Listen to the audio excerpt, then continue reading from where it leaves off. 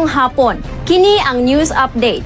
Cebu Provincial Government muhatag og 20 milyones ka pesos nga inisyal nga pondo sa padayong pagtukod sa 𝗵𝗲𝗍𝗄𝐻 Hospital.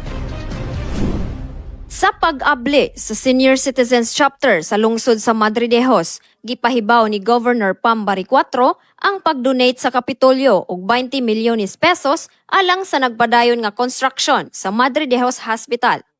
Gilantaw sa gobernador ang pagpalambo sa serbisyong medikal sa 𝗵𝗲𝗍𝗄𝐻 aron maatiman ang panglawas sa katawhan.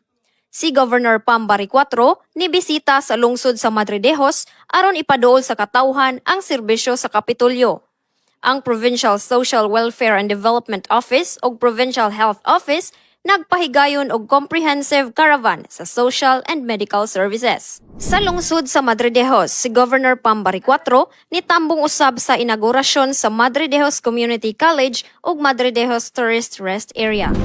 At tangi ang uban pang mga balita dinhi sa Sugbo News. Ako si 𝗵𝗲𝗀, maayong hapon.